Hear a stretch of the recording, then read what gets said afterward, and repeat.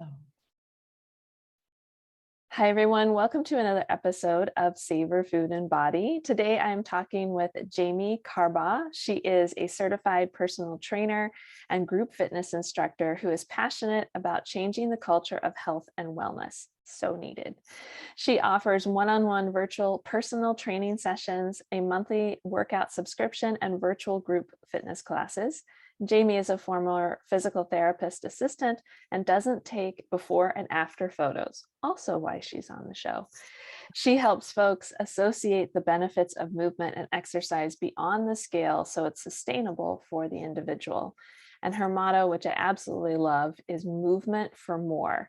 It's about helping folks shift the focus from what mainstream fitness focuses on, typically scale and pictures, to associating exercise with more movement for flexibility, movement for patience and kindness, movement for strength, movement for more. So Jamie, so thank you so much for being here today. I've been looking forward to our conversation all summer when we could finally get our schedules to mesh. And I'm just grateful for you being able to take the time today and share your wisdom with us. oh, thank you so much for having me, Amanda. I'm so excited to be here. And yeah, hopefully people listening will take some tidbits and, take what works, leave the rest. Absolutely. That's what we're all about. So let's just dive into how did you get started as an online fitness coach and really a health at every size personal trainer? Because you all that are health at every size personal trainers, you're still unicorns definitely in this industry. So what prompted you to get into this space? This is funny. I love this question too, because it really was a process of graduated from the University of Oregon and human physiology, still want to do something with my life. And okay, what should I do though? Well, my mom lives in Germany, and so I'm going to go over there and work and travel a little bit. So I'm going to go a little off track here, but it flows, I promise. So I go over there, I work on an army post because my mom's a Department of Defense school teacher, and I've always loved fitness and kind of the performance aspect of it. Like, I know that sounds weird, but like being a group fitness instructor, like being just making people smile and being funny and doing all that stuff. So I got certified as a personal trainer and group fitness instructor in 2010 and started teaching Zumba. And I also worked at the gym. So the gym, I would see, people every day, clock them in, sign them in, do whatnot. And then when I would go to teach Zumba, um, I would see all these other people that didn't go to the gym, but wanted to go to Zumba. And we'd close the curtains, and it was a very, just kind of isolated environment. There wasn't people weren't watching or anything like that. And mind you, I was on a military base. So we were going through a deployment where a lot of these people had spouses, significant others deployed in a very stressful environment and were constantly worried and anxious. And this was an hour that they would let themselves just feel the beat and dance and just have so much fun. And I mean, we would in a session, Zumba, we would laugh and cry. Like, we would be like, okay, we all got the call today. Like, it was a very tight knit group, but it grew to about 70 to 100 people as the time went on. And I just thought it was so neat how I could see the joy that it brought people, but also saw the relief and anxiety of this was an hour that they could be anyone else, or like that they could just let everything else go. So that was a really fun aspect to take from the gym, because I was working at the gym with the equipment piece, and then I would go teach this other class in another location. So then I moved back to Oklahoma with my now spouse, and started to work in as a physical therapist assistant tech. I was always interested in the body and knew I wanted to go to physical therapist assistant school. So I did that and graduated at JBLM. So in Green River, I don't know Green River College, if you know of it, because I know you're Washington, Oregon area, Yeah. and ended up working in a skilled nursing facility. So 65 plus, was able to see I was able to work with people in later age. So the oldest person that I was gifted to work with was a 105-year-old woman who was experiencing blindness, and we worked on, walker endurance, setup, moving. I mean, it was just movement in this whole other aspect, exercise in this whole other aspect. No one was coming for, oh, I want to look this way or I want to do this. It was like, I want to walk down the aisle at my great grandson's wedding, or I want to be able to walk to the dining hall so that I can have lunch with my, my girlfriends, stuff like that. So it was so beautiful and enlightening to see like movement at this kind of end of life period. So that piece was just, there was some aspects of the job that I wasn't too crazy about, but that piece was incredible. And then we got stationed in Spokane. I worked at the veterans home. This whole time I'd been teaching group fitness. So it was kind of it kind of became the side piece. And I had someone contact me from our old duty station and say, Jamie, I want a personal trainer, but I only want it to be you.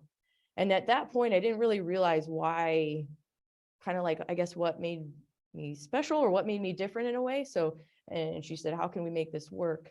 And I started out virtual training with my kid's iPad in 2018. So I used to have to explain Zoom to people. No, now I no longer have to. But in the beginning of 2019, I had 5 clients. So it went from December having 1, just by word of mouth, having 5 clients, because I took on that, like, hey, we're going to work on endurance. We're going to work on stability. We're going to work on strength. I'm not going to take pictures. I'm not going to take measurements. I'm not going to take anything like that. And so I think the physical therapy background and that piece of joy that Zumba taught me really kind of thrusted me into this whole environment. I didn't even really know about Haze until I was on, I started marketing, and then people were kind of like, oh, you're Haze. I'm like, oh, what's it? So then I started researching it, so it was really neat to find that piece. And then I started, clients coming to me of like, I never want to go in a gym. Like, I only want to virtual train. So here at the beginning too, I was thinking, oh, I'm going to take away the gym commute, like I'll take away some aspects that, maybe barriers for some people. And it was like, no, I don't ever want to go to a gym, and here's why. So it kind of really meshed in this beautiful way of this background with physical therapy and working with the geriatric population and teaching Zumba, and then finding Haze. And so then I put in my 2 weeks notice at the veterans home, and we were like, okay, let's do this. Let's go to online virtual training. And that is what I am now. And it's awesome. Well, I love it. I love it so much. So interesting, kind of long-winded answer. What I think is really cool about that story, though, and I think does make you unique, is that your whole world with exercise started from this place of joy, because you were helping those people on the base in Germany, like you said, like kind of escape some hardness of military life for a little bit.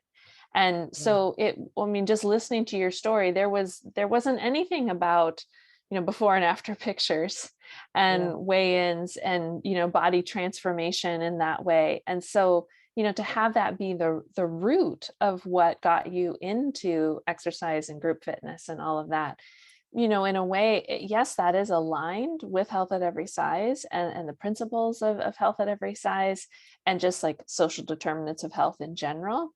And for a lot of people, and I would say this true about dietetics too, we have to do a lot of unlearning, because we learn the conventional medical model related to food, related to exercise, and we have to unlearn that. And so we have to wrap our brains around, wait, what? The science says this over here. Well, there's science that says this over here too. And so, the fact that you didn't have to do any of that because you were kind of already rooted in like, hey, I want to help people enjoy their time moving their body. Yeah, absolutely. That's really attractive as a personal trainer. So I can totally see where that first client was like, nope, Mom, only going to work with you. Can't do the other thing. And then you also understand like why people don't want to go to a gym. They don't want to be a part of that culture of the befores and afters. And what is one of my clients or former clients, she calls it the gym bros. She's like, I Oh, yeah. can't do the gym bros anymore. And we see them on the hiking trails and stuff, and we always laugh like, yeah, they wouldn't be able to spend the night out here by themselves. They don't have anything in their tiny little ass backpack, but they look pretty walking down the trail. And they think they look pretty walking down the trail. Yeah, yeah. But it is a really different culture, that whole gym culture. And I think it's cool too that, you kind of started this way, not out of the pandemic, although the pandemic in a way kind of made it easier because you didn't have to describe the technology to people. Like, my initial consultation went from like 45 minutes to like 15 minutes. I was like, okay, here's the leave button. Oh wait, no, everyone knows this. Yeah, which is also pretty unique because I think since that time, a lot of yoga instructors and fitness people have where they were forced to move their work online, or they weren't gonna work. They lost their in-person capacity to work. So I think that's really cool that you were kind of set up that way before it was COVID cool to do so. That's what I like to say about my practice too, because it's the same way. I don't know, we were doing this online thing. Yeah, way before it was COVID cool. That's really other cool. Interesting piece about what the older population taught me was, you're in an inpatient like convalescent center, so you're recovering, and we have to weigh folks every day because they're in pain. Like you make sure that they don't lose a certain amount of weight. So Miss Smith would get weighed and say, yes, I lost 5 pounds or whatnot, and we're like, oh, no, that's not good. So it kind of, in a way, to really put that nail in, that was like, oh, this doesn't end. Like this mindset, this process of like still wanting to chase that number when you're 94 and in a hospital, or you're not going to have cake at Doris's birthday, nor Doris's 97th birthday because XYZ content. It's like, oh wow, because you always think that there's going to be this end point. Once I get here, all right, I'll have it figured out or whatnot. So with that population taught me, was like, no, this can be for life.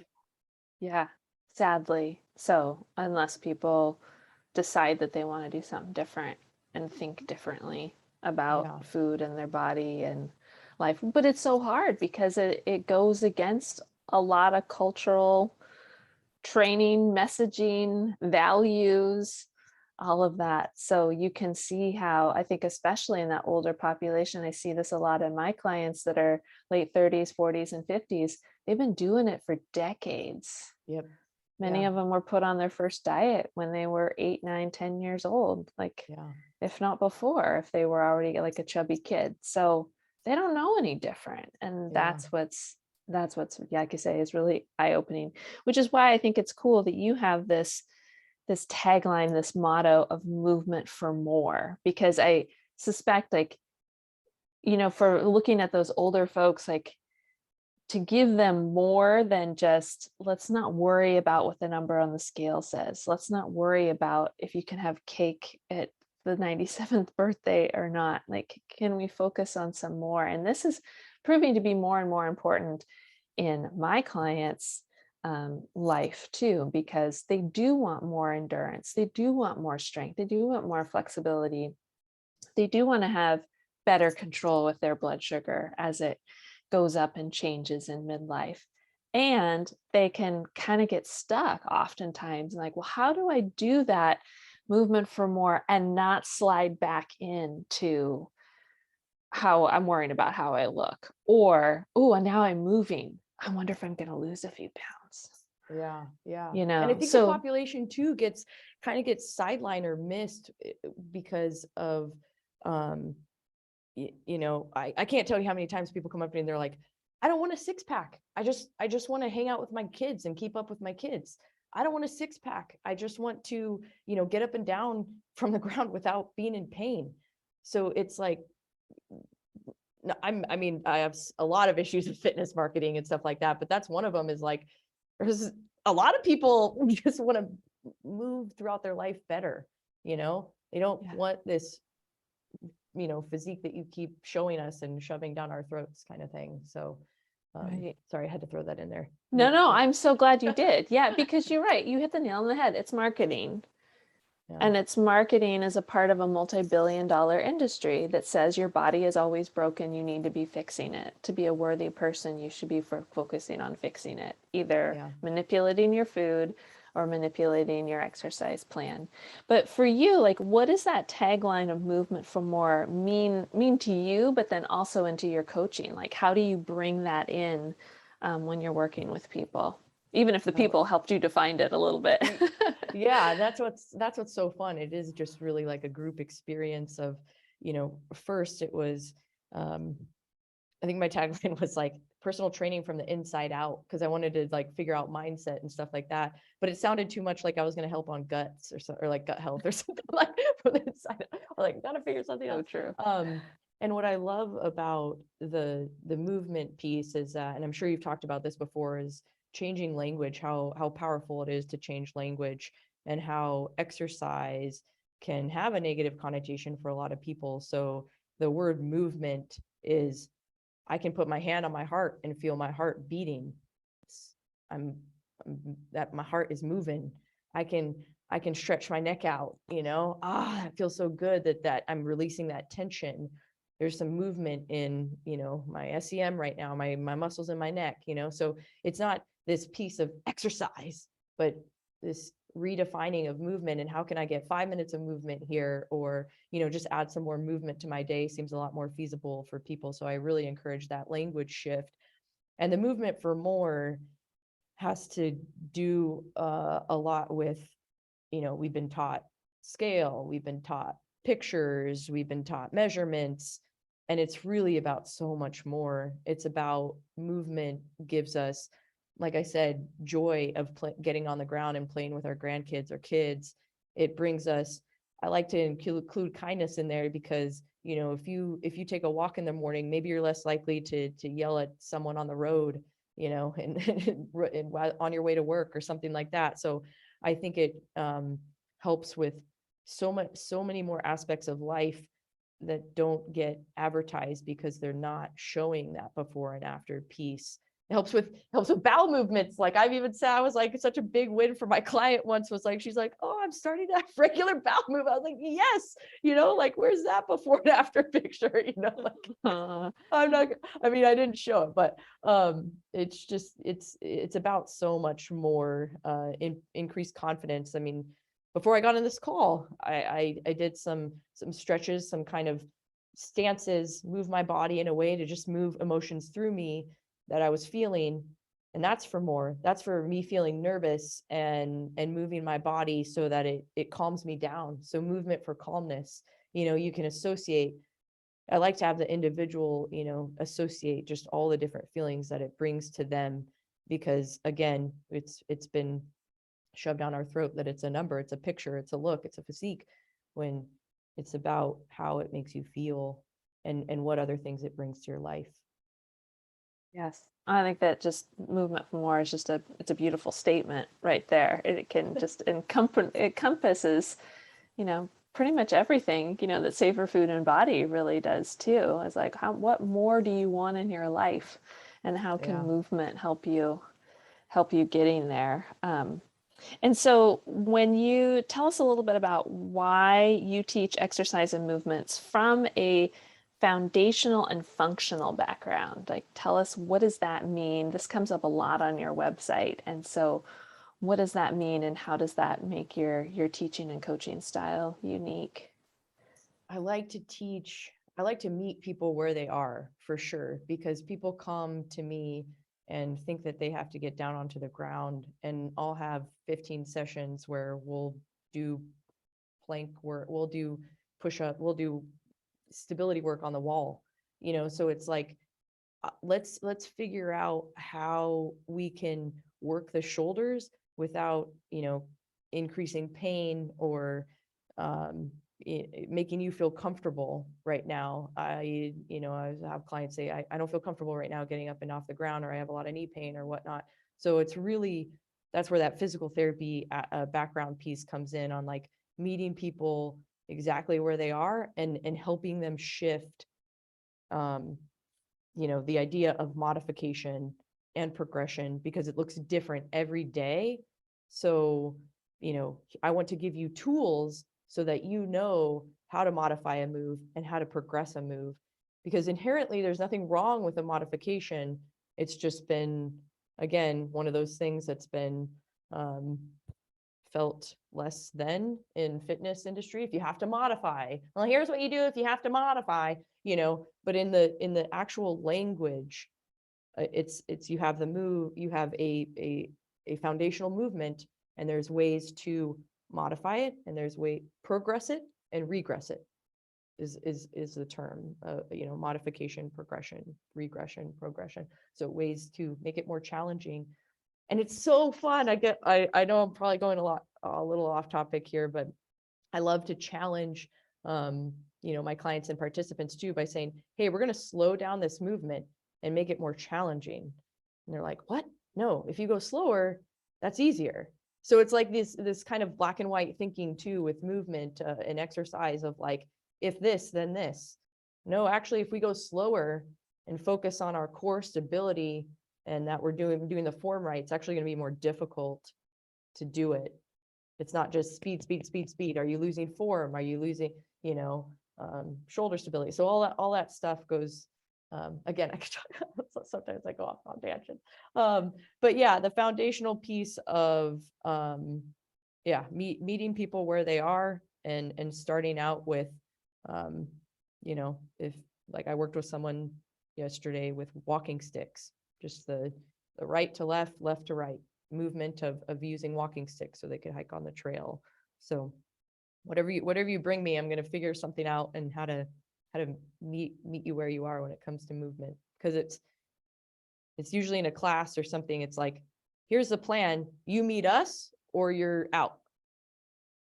And that is really unfortunate when it comes to exercise, because everyone should have the benefits from it and have the benefits available to them.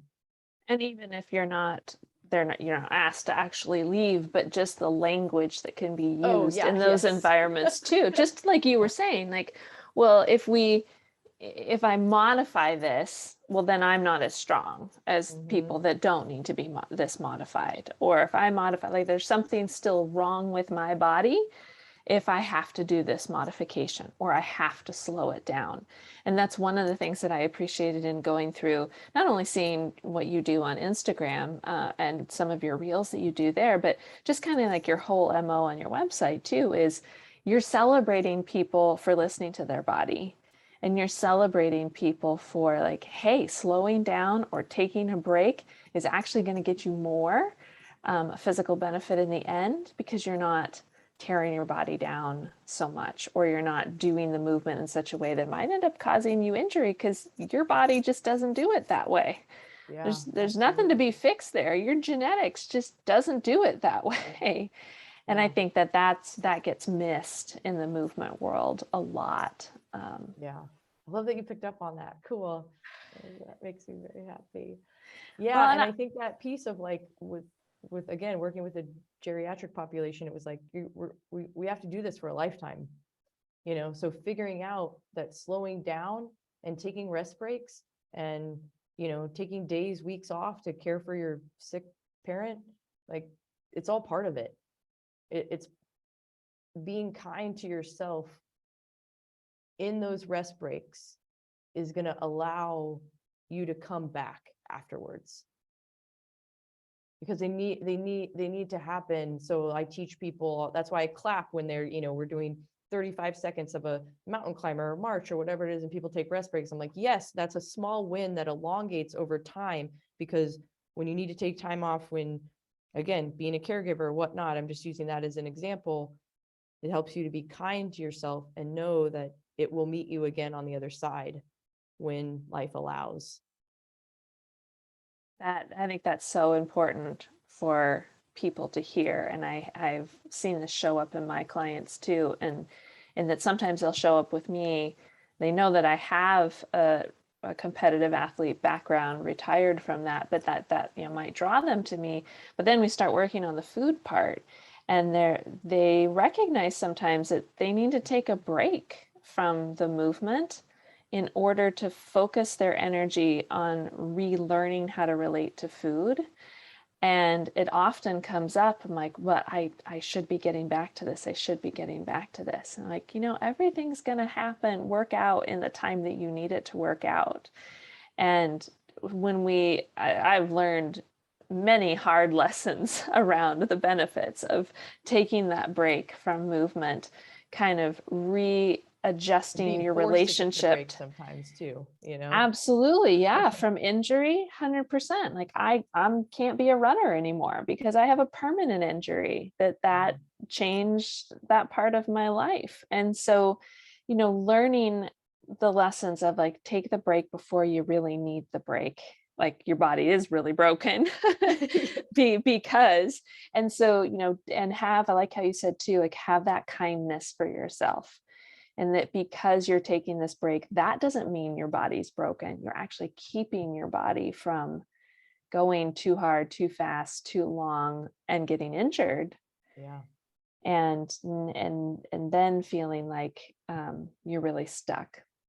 Yeah. Not to say that injuries don't happen for other reasons too. And again, finding compassion for our bodies when that does happen too. And I think it's a really powerful lesson for people to hear, that it is okay to stop and look at your relationship with movement whenever you feel that's necessary to do so.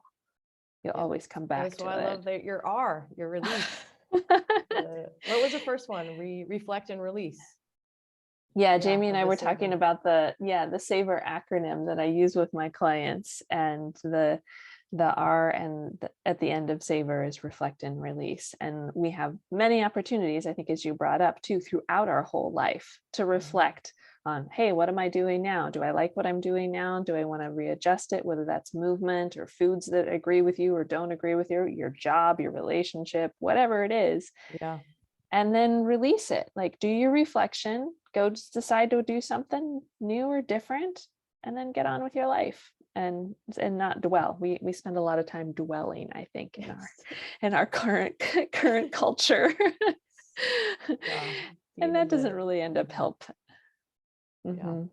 Yeah. That's always surprising to people too, when I tell them like, oh, you're a personal trainer. Oh, you're getting people to go, go, go and move, move, move. And I'm like, actually, what I'm teaching people is how to rest. I don't think anyone has a problem with pushing themselves. It's the fact of beating themselves up when they have to choose to rest is the big chunk of what I teach, I would say, in my sessions. Absolutely. And that's, like we said, like that's a solid life skill right there.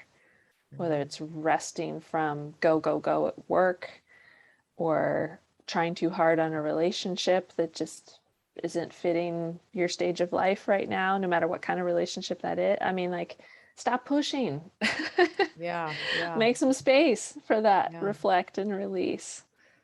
Yeah, I really love that part about your work.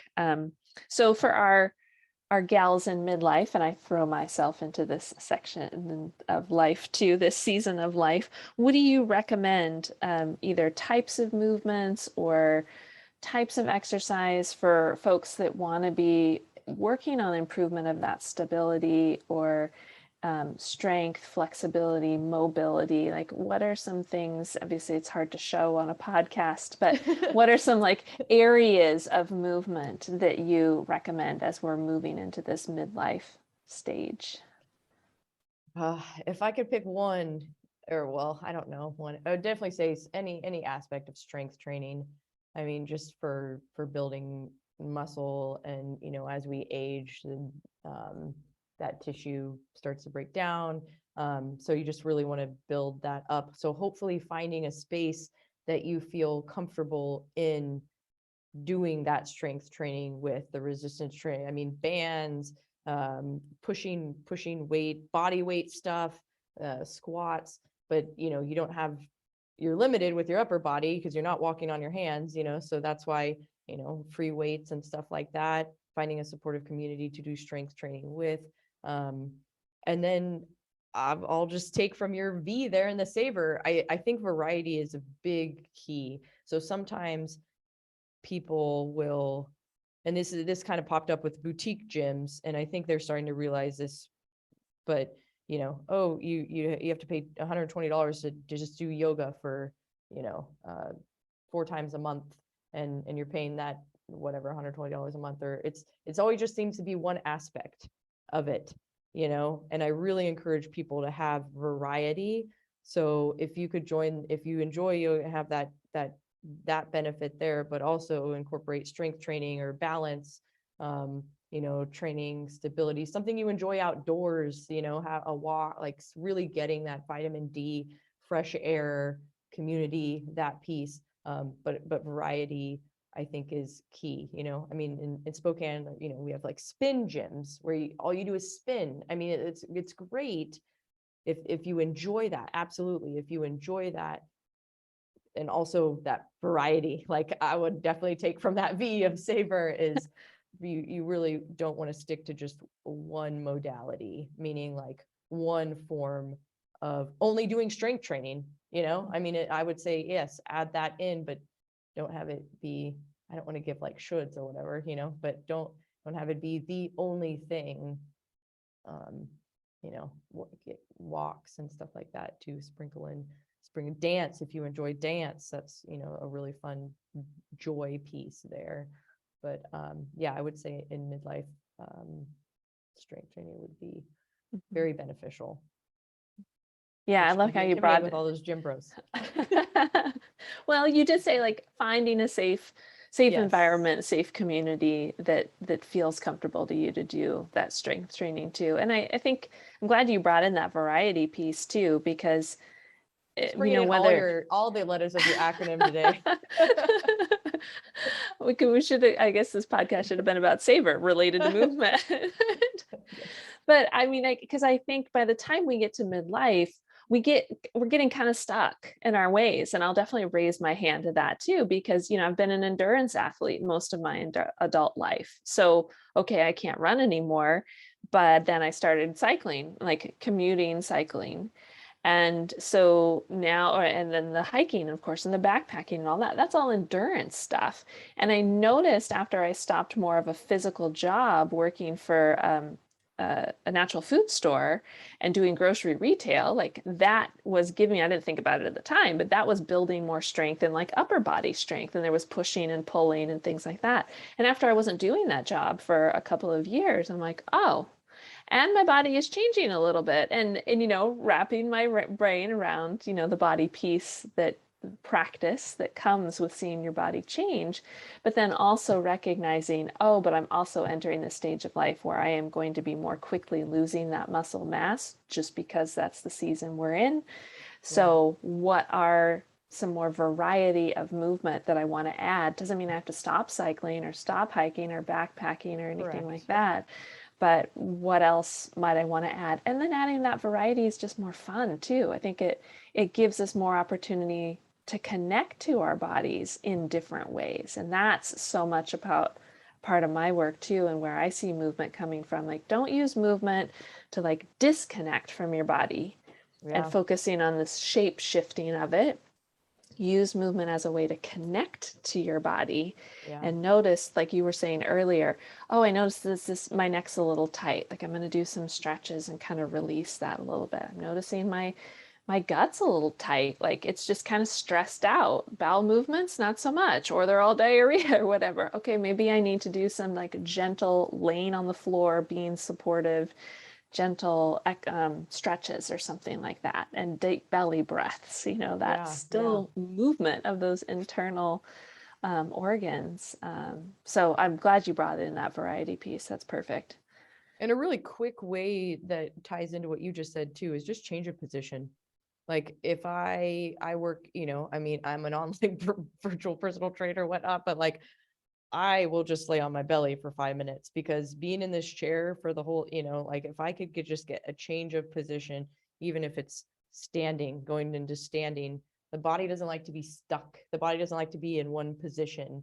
And I think that that's a low barrier to entry way to think about movement, is how can I shift my body right now to, to be in a different position even, because a lot of times our work doesn't allow that piece. I mean, I work alone in a basement, so I can lay on my belly, but maybe no one else, you don't have that option. Yes. Yeah. So important. So where can people learn more about your work, Jamie, and your online offerings, especially as we're going to start getting into the colder, wetter months here in the Pacific Northwest? And I often hear clients go like, I can't go outside and walk anymore. I'm like, we have a lot of rain jackets in Seattle. But it's not for everybody to be outside in the inclement weather. So where can people find you and your online offerings? Oh, I love that. I am Fit Ragamuffin, so kind of embracing the mess of it all in the messy middle, ragamuffin, and then just kind of putting the whole what fitness has to be perfection turning it on its head. So fitragamuffin.com. I'm Fit Ragamuffin, FITRAGA muffin, regular spelling, on Instagram, on Facebook. I have a YouTube channel that I have, some free workouts on, and I also have, okay, so I offer one-to-one training that has a wait list right now. And then I have a live group fitness. I teach group fitness weekly over Zoom. If you can't make those live, I also have a on-demand non-diet workout channel that has right now over like 200, because it's been going for a year, of videos with strength training. I did a trampoline one last month.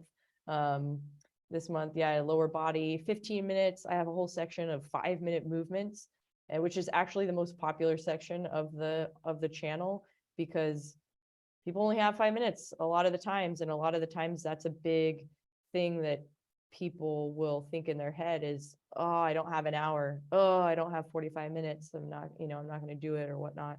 So having that whole section of just 5, there's dances, there's lifts, there's balances, there's gentle movement. I got some angry movement in there for 5 minutes. So I have a lot of fun with that, and just try to add, again, that V variety, like I said, trampoline, jump rope, kettlebells, just try to put it all in there. But yeah, most importantly, the resistance training and strength training and stuff like that too. So I enjoy that very much.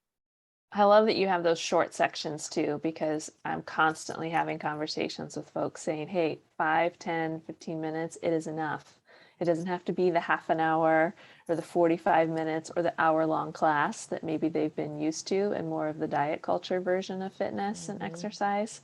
So I love that you're offering those little short bite-sized pieces of movement too, because it's just showcasing like this is enough for you right now. And it really it does, like you just said, people will, it's ingrained of like, this isn't enough, so I'm not going to do it. This isn't enough, so I'm not going to do it. So it's just shifting that mindset of, 5 minutes, and you don't require to change your clothes. I mean, or whatnot. I mean, unless you're like in your, what, I don't know, I'm just thinking of, I don't know, pantsuit, I don't know, but might rip something. But yeah, so I definitely like that section. And it is fun to see that, because I can see like watch time on the back, that's the most played section. That's the most played. So it makes me very, very happy that people are embracing that piece of like, yep, 5 minutes.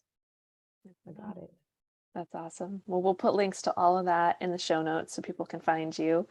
And this has just been a great conversation too. It's fun to finally get to know you. And I had no idea you were a fellow Oregonian when we started. Yay! So this is so cool. And I am increasingly finding more and more cool people who are now living in Germany. I'm going to have to schedule a trip to Germany, apparently. It is beautiful here. I love it. Actually, very climate-wise, like I think similar, latitude. I think it's maybe Vancouver, BC, but it's very similar. I mean, I'm very used to it. The rain is in my blood, so it's like, I love this. That's awesome. Well, a trip is due now that we're all starting to travel a little bit more. Yes. Yeah. Well, thanks again for being here, and so fun to keep in touch. Thank you so much for having me, Amanda.